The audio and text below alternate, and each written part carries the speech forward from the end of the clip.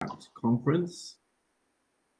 I'm really excited to hear this presentation by Elena. Elena is a type alignment mentor and relationship coach. She's spent the past 9 years immersed in type theory and application, and the last 4 using type with clients to rewrite the stories of their lives to find more ease, joy, and understanding. So without further ado, over to you, Elena. Oh, thank you so much, Nick. And thank you everybody for being here today with me. I feel like getting to be one of the last sessions going means I'm the last energy that you leave the conference with, and that's an honor. So thank you for choosing to spend the time with me. I hope you enjoy the session, and I will dive right into it.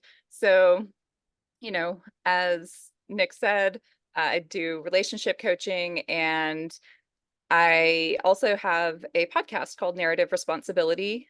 One of my obsessions is about changing the meta narratives that we are using to live out our lives and that are kind of guiding our perspectives. It's very NI dominant of me, I know. And so in this session, what I want to talk about is specifically some of the ways that narrative plays out in relationships and how we can use type to kind of reframe that and basically tell a better story about what's happening.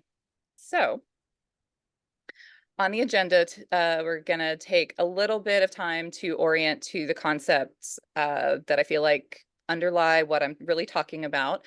And then the kind of meat of the presentation is talking specifically through the functions, the perceiving functions with an example, and the judging functions and an example of how I think they tend to frame stories, or have maybe perceptual biases that we can be aware of with type as a meta framework to then understand where we're coming from, where this other person might be coming from. And a little break to talk about it. We'll see how much time we have, so that's why it's a squishy number. And then some conclusions and takeaways and Q&A. So let's see. Oh, before we get too far, I am very curious just sort of what our general numbers are. So I had a temperament poll put together, because right now I can see about 4 of you on my screen, so I don't know all the types. And I'm always just kind of curious to know who's in the audience and if need be, kind of frame things maybe a little bit differently than I might have if it was, 100% intuitives or, like a lot of SJs, I might go with a slightly different languaging vibe. And okay, I have 10 out of 10 people answering. So, okay, we are all intuitives here. Let me share the results for you. This is super cool. We've got a 50-50 split between NTs and NFs. So welcome everybody. I feel like as an NT female, I'm sort of this weird, hybrid of the two. And I have a lot of F training and a lot of T logic. So, all right. Where are we going here? Oh no. Why did I'm going to stop my screen share just a second because I feel like this just froze. And I'll try that again. Okay. Okay, I am screen sharing. Great. There we go. Okay, so this is just kind of generally how I talk about the type and preferences. I usually focus on the cognitive functions.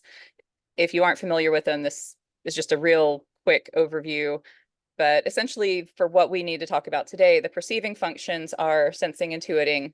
That's how we learn, how we perceive the world. It's a perceptual filter of information gathering. And the judging functions are thinking and feeling. That is our perceptual filter for what information is relevant to act on. So that's, broadly speaking, the information that you need about how I talk about type. And then my underlying concepts: storytelling, emotional beliefs, relational defensiveness, empathy.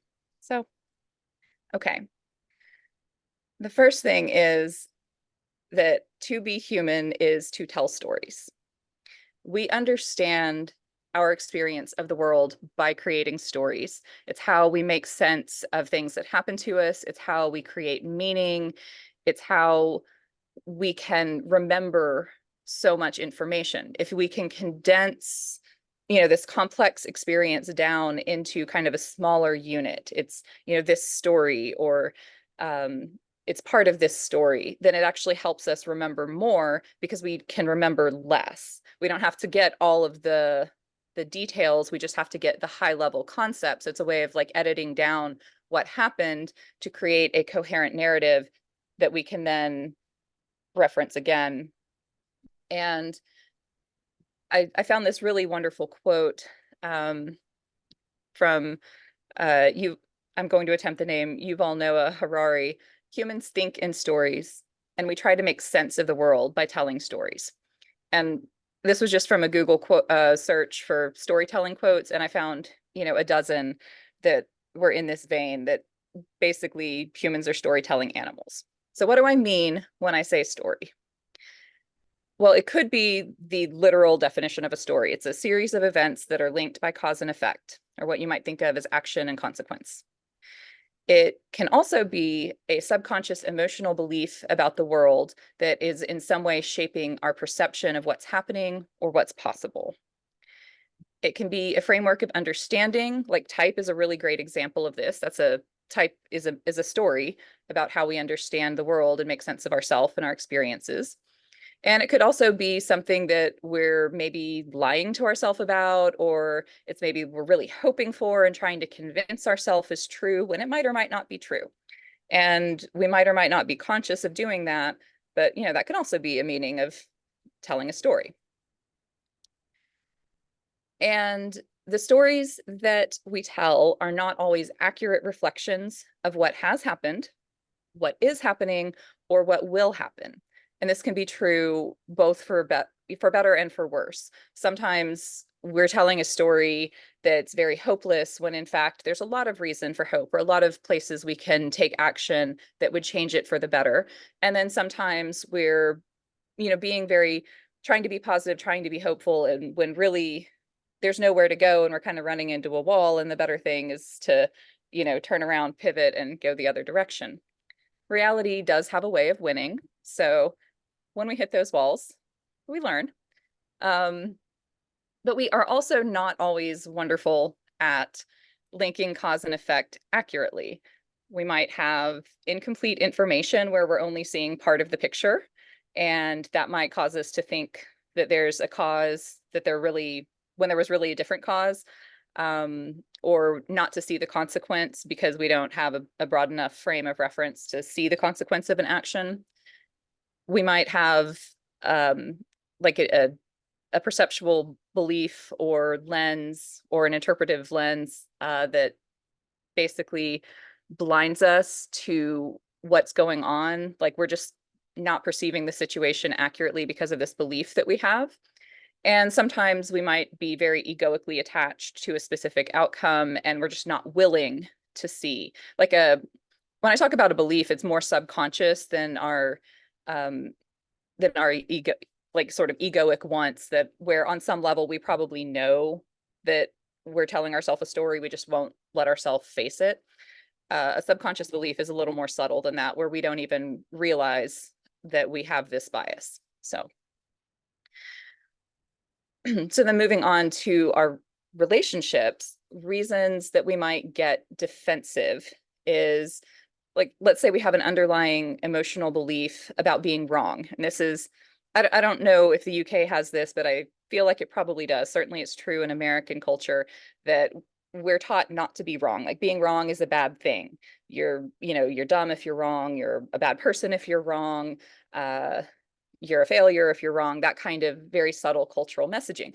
Well, if that's a belief that you have, and then you're in a relationship where you feel like, oh, I can't be wrong, or maybe this relationship will end, or this person will stop loving me, or something like that, then you never want to be wrong.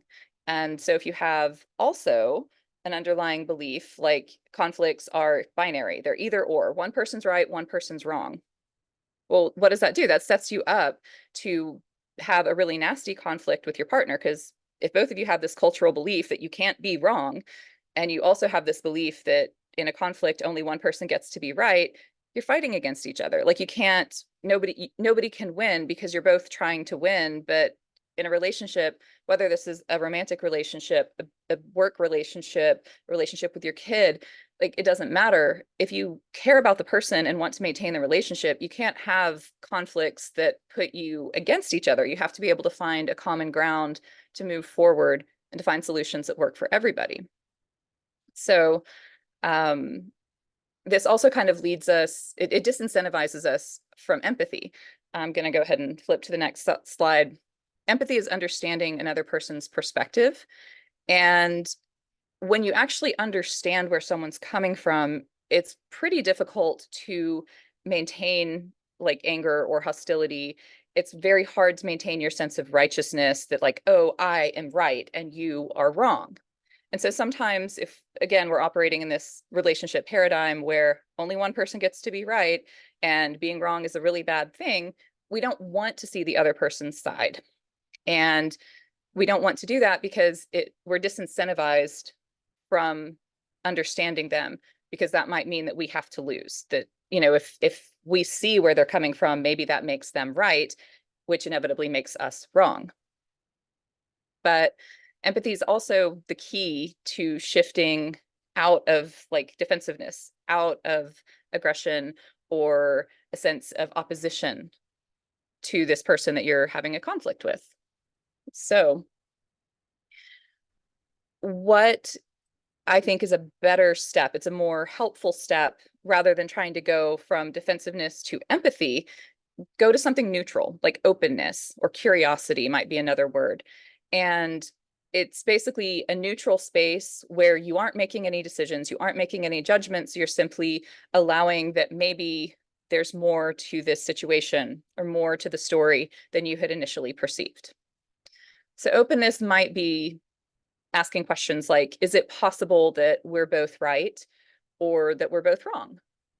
Is it possible that maybe I'm not entirely right? Is it possible that they're not entirely wrong? Is it possible that I have missed something? Is it possible that I have mistaken something?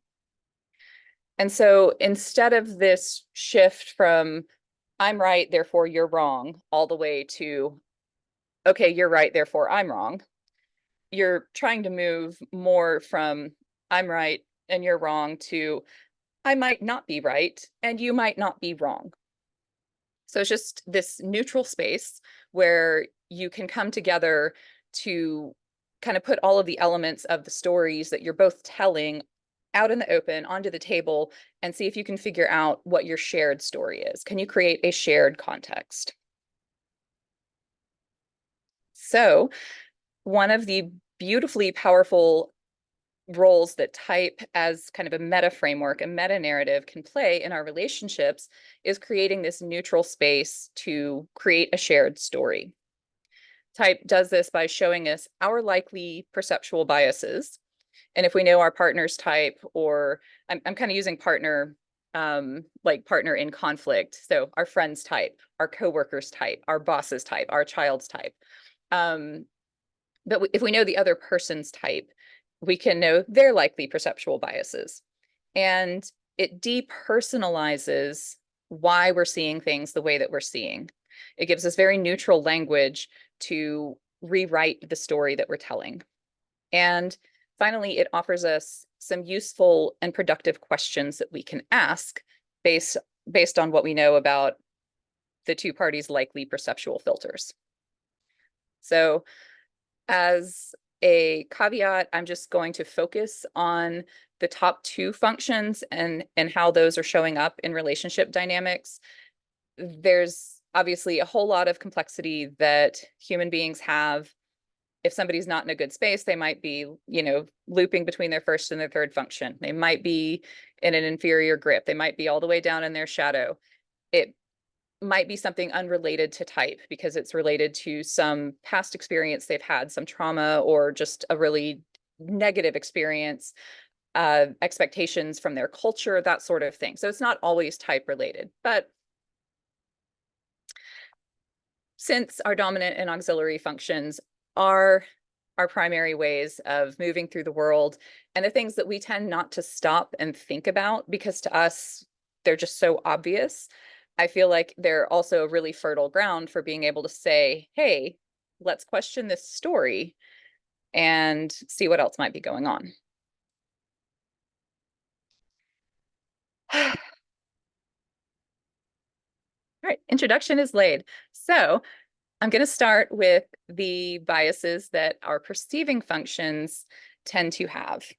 And um, let's see, our perceiving functions are how we take in information about the world. It's how we learn and how we just tend to view the situation. And so the function that we prefer is going to put certain information into the foreground of our awareness, which by necessity pushes other information into the background.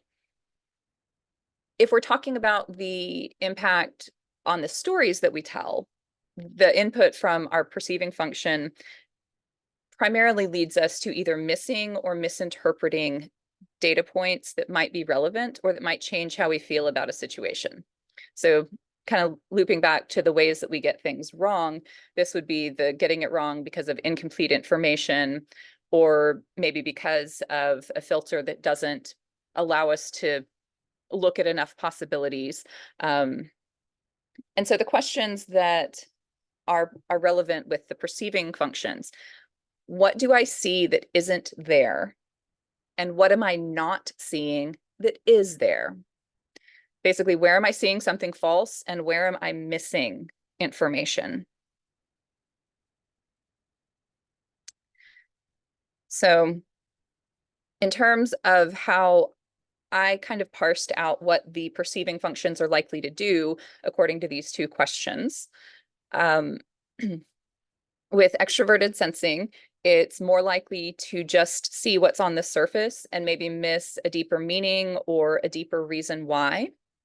And it can also miss a causal link between events that either were very far apart in time or maybe space, or that took a lot of repetitions before the consequence showed up. I'm thinking here about, I'm going to pick on my ESFP dad a little bit, but he snacks constantly on like cookies, and it took years before he ended up with a prediabetes diagnosis. And to me, this was not a surprise. I'm like, Dad, like you can't have, you can't have cookies 3 times a day, even if it's just 1 or 2 at a time. So you feel like it's not all that many at a time. You can't continually do that and not have consequences, but that's the sort of thing that takes a while to show up. You need a long time and a lot of repetition. So I'm like, okay, I also see why maybe that was not so obvious to you. He was very surprised by this. I was not, he was. With introverted intuiting, it tends to focus on the symbolic significance. And if it's too focused on that, it can miss the concrete reality of what is. And it can also be so future focused, maybe locked onto a particular vision, either something that it is wanting to bring into being or that it projects as like this arc of inevitability. It can miss evidence that actually the trajectory is incorrect, or that maybe that vision isn't so great and not something that you really want to bring into being. And with introverted sensing, I think it tends to assume that this time is going to play out like the last time simply because it has similarities. So it's missing what else could happen. It's maybe missing a sense of hopefulness that it could be different. And the other thing that introverted sensing can miss is options for action that it has not tried before. So I think that can, it can be missing a sense of, again, hopefulness just because it can't maybe think of something that it hasn't done before. Like, well, I've got these protocols, and once I get to the end of them, that's that. I tried everything I could. Well, did you really? In contrast, extroverted intuiting, let me not misspeak there.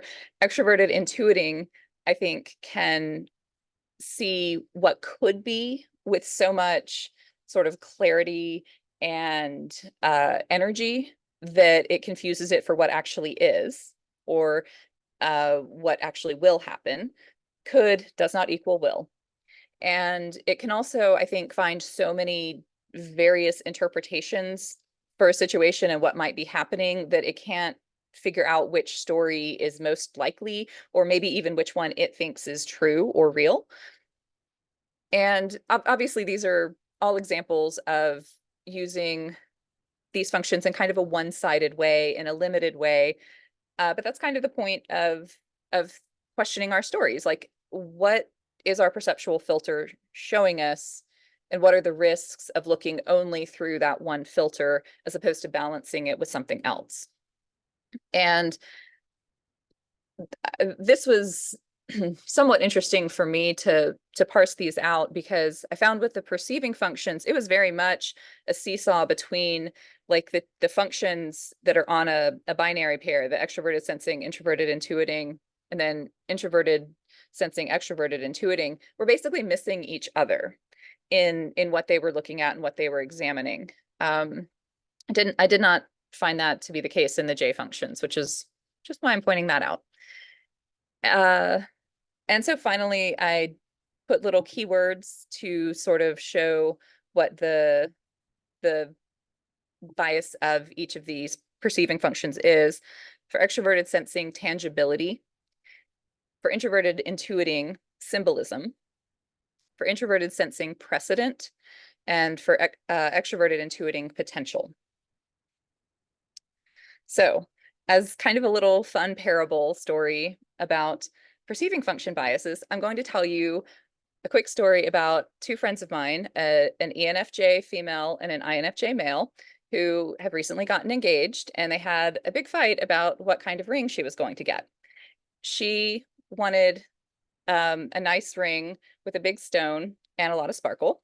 And he was like, "Why do you need that? Why is that important? That's just this commercial, you know, inauthentic symbol. You don't like, what is that even doing?" Well, when I was talking to her about it, uh, we realized that they had different symbols for what was showing their commitment to each other. She was perceiving a ring somewhat like the one in the picture as, this is his way of saying he's proud of me, he's proud of our relationship, he wants everybody to know that I am taken, and that he was willing to invest that much into an object to show that he is committed for life to me and to our relationship. It was a really deep, emotionally meaningful symbol to her. And for him, what symbolized his absolute commitment to the relationship was the fact that they'd gotten a pet together. They adopted a cat together.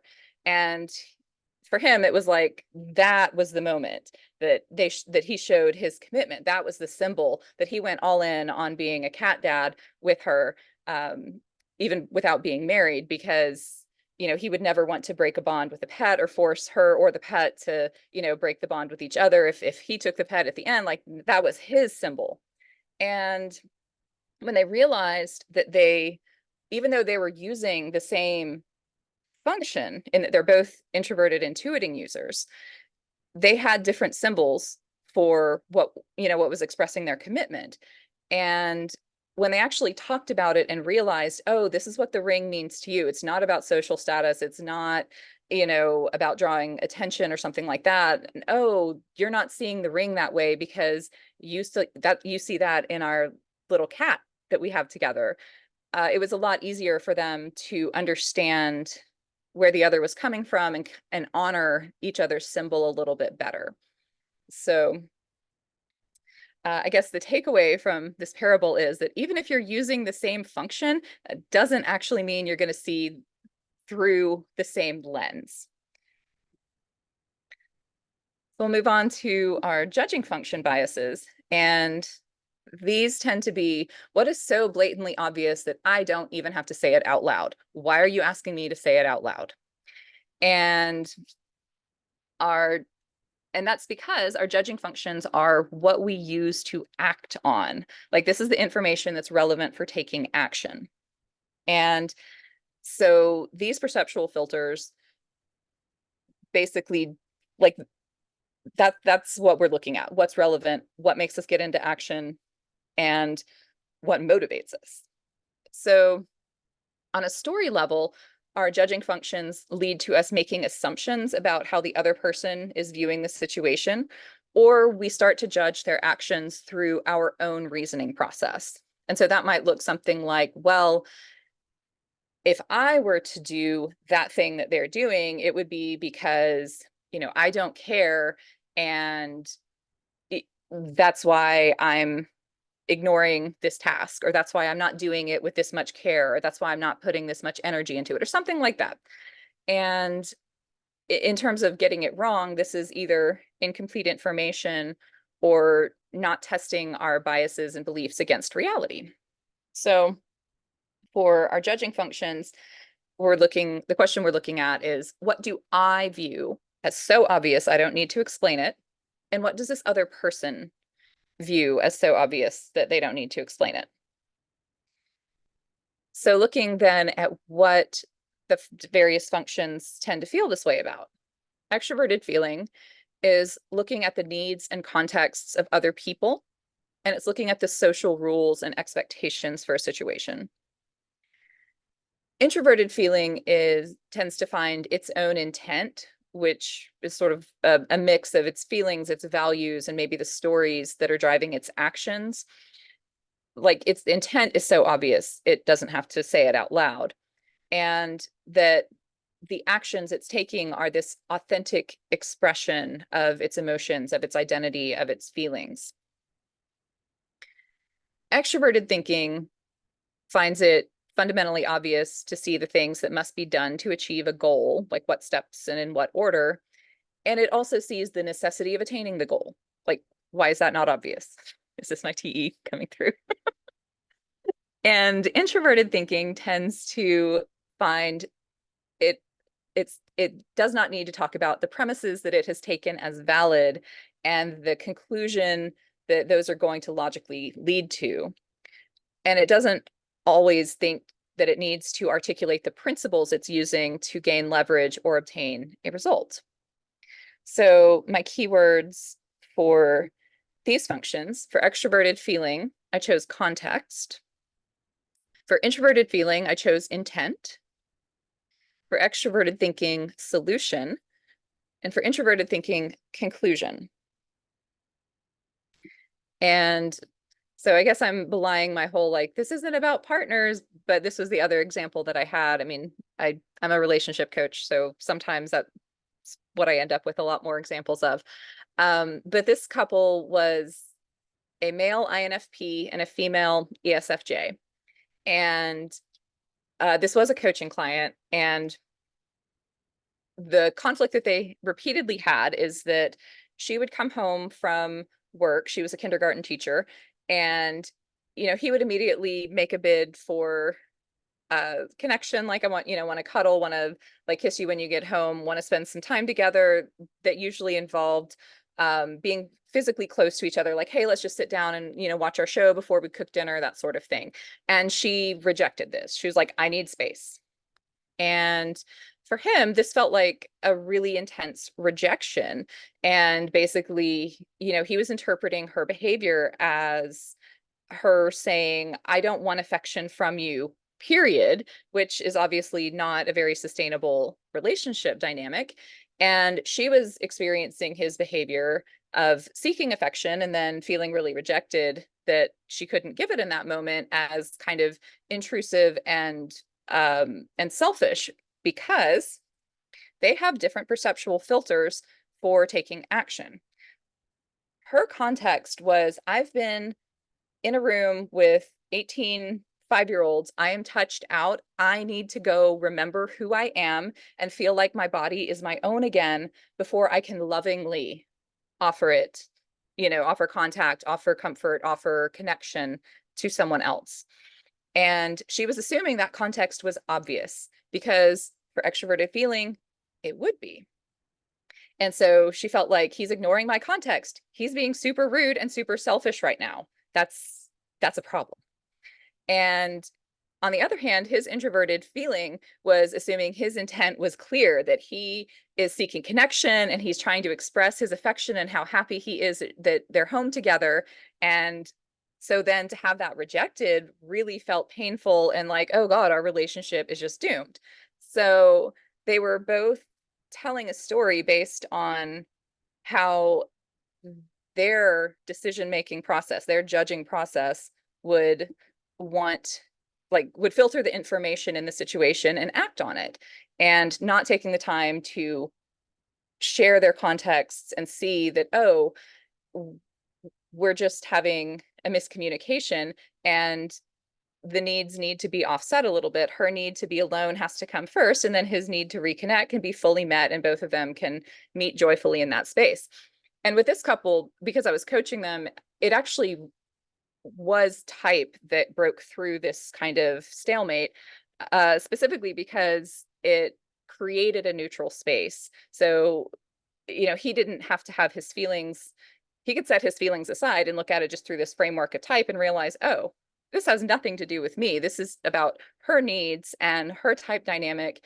And let's just, as an experiment, give her that space and see what happens. And then he got a very good result. So um, that was one of the times that for me was just because it was very early in my coaching career. This is just the clearest example of how type can be used to break this kind of conflict stalemate by creating a neutral story that both people can buy into and agree on. It creates a space where nobody has to be wrong. They can both be right in their own way. She's right about her context. He's right about his intention. And when they can put that on the table and, create a shared story out of it, then there's no conflict. It was just miscommunication. So, yeah, I'm going to point this out, Nick. 34 minutes in. High five. So, I think we can do maybe like I don't know, 8-minute breakout room that would give everybody 4 minutes to kind of, or not everybody. How many people do we have? We have 10 in the session. Yeah, we've got about, well, it's Or 14 in total, oh, but we grew. probably, yeah, we did. So about 12, yeah, probably 12 in a group. I can probably break people into 3 or 4 groups. Yeah. Yeah, let's do 4 groups, and then that'll give everybody in the group like a couple minutes to think of a time when maybe they had a conflict that included a lot of storytelling on one side or the other or both sides, and whether a framework like type either did or could have changed it.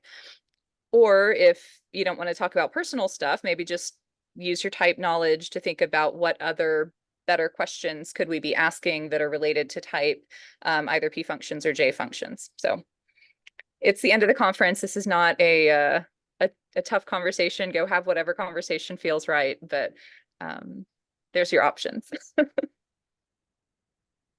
Okay, so I'll break everyone into groups. We've got 3 or 4 people into the group. Okay. Okay, welcome back, everyone. So um, I'm really curious to know, actually, I guess I'll stop my screen share for a bit and we can get a gallery view and see some of your lovely faces. I'm curious whether anyone had particular insights or just anything that you particularly want to share or get in front of the group that came out of your conversation time.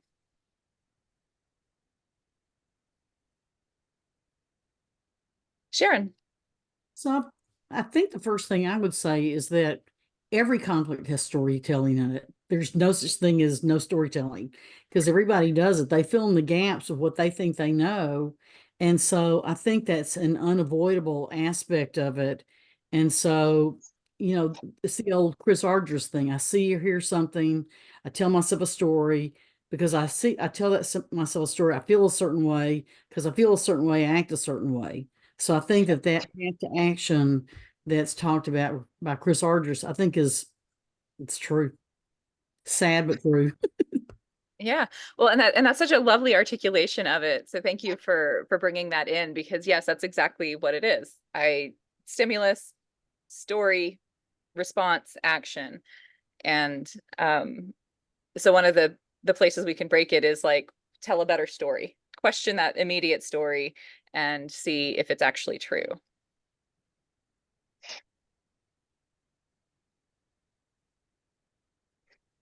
And to go a step further in terms of questioning the story, the key questions I think should be, what am I pretending not to notice about my role in the problem? Why would a reasonable, rational, decent person do this?